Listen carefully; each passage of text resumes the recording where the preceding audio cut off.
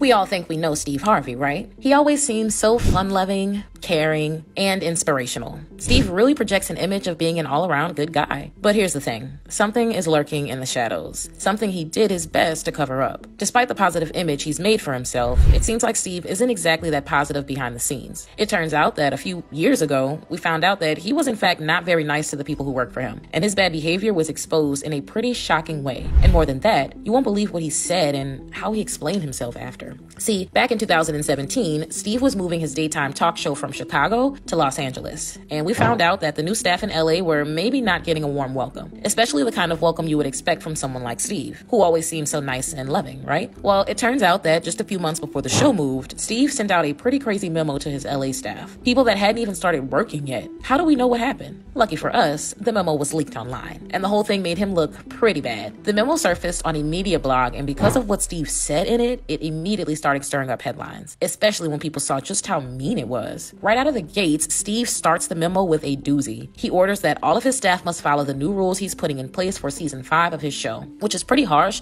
considering he's never even met these people before. But then he goes even further, and he immediately says that under no circumstances whatsoever will there be any meetings in his dressing room ever. And even more strict is that no one is ever allowed to stop by or even pop in his dressing room. In fact, he goes on to say that the only time anyone can come into his dressing room is if he personally invites them. But was that enough rules for Steve? Nope, not even close. He goes on to put in place an even stricter order that anyone who even tries to open his dressing room door will be immediately kicked off the set by his security team. But because of what he says next, most people wouldn't even make it that far, because Steve also says that the security team would even stop anyone who was just standing at his door. Steve said he was tired of being ambushed by staff, whatever that means, and that if any staff wanted to talk to him, they would need to schedule an appointment. Clearly, Steve isn't the man of the people he pretends to be. But then things take an even more interesting turn. For the last 4 seasons of the show, Steve said his policy of interacting with people had been way too relaxed, and that he was tired of people taking advantage of him. But that, once and for all, he was finally to put a stop to all of the behavior. So,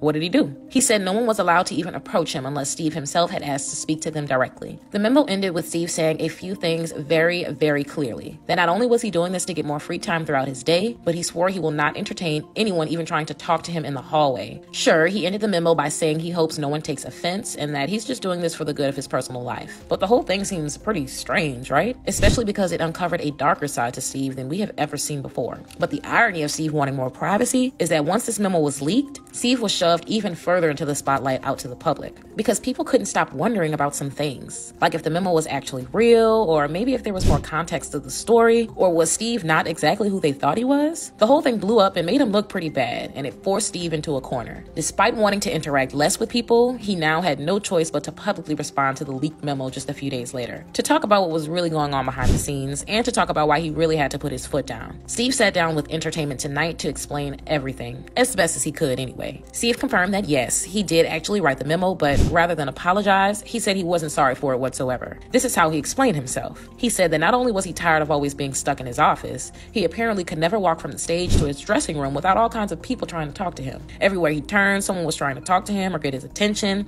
and this was having some seriously bad side effects. Not only was he miserable on set, but he constantly felt like he had to run and hide so that no one could find him. Steve said he always had an open door policy where people could just walk in and talk to him, and even said that he met some amazing people on his staff through that way, but that things had changed and not for the better. In fact, he felt some people were taking advantage of his open door policy, and that, more than anything else, nobody had any respect for his time anymore. He gave a few examples of this kind of behavior. Staff members would bring their friends to meet him, and they would just ambush him when he was just walking down the hallway, or that he couldn't even get through a single show without having to sign a bunch of autographs or have a bunch of conversations with people that he didn't even know, and that even when it was something more private, like having lunch or getting his makeup done, people wouldn't care and just approach him anyway. Despite the fact that Steve wouldn't apologize for the memo, he did admit that he probably could have handled it better. But he kind of felt like he didn't know what else to do and finally had enough. He was so fed up with feeling trapped all the time that he had to put his foot down. So although he didn't go about it in the nicest way, when you put it in that context, it definitely makes a lot more sense why he reacted that way. Steve also said that the memo wasn't actually that bad and that in reality, the entire staff took it well, but that it was actually the media that was trying to make him look like a bad guy and blew the memo out of proportion. Whether you choose to believe that or not, the explanation does make sense, but we may still have to take his explanation with a grain of salt for a few reasons. First, no one really knows what it's like to work for him except for his employees. And then there's also the question of who leaked the memo to begin with. One insider source told Variety magazine the memo was sent to his Chicago staff before the move, and other sources sources said that a former staff member may have leaked the memo because they weren't asked to work on his new LA show. Of course, all of this is just speculation, but it's clear that there was something more going on behind the scenes and that there's probably a lot more that we don't know about. But whether it was true or not, it seems like Steve's explanation was enough to quiet the press. But maybe that's exactly what he wanted to happen, so that he could go on pretending to be the nice, fun-loving, and caring guy we all love. So, what do you guys think about all this? Why do you think the memo was leaked? Was there something else happening on set that we don't know about?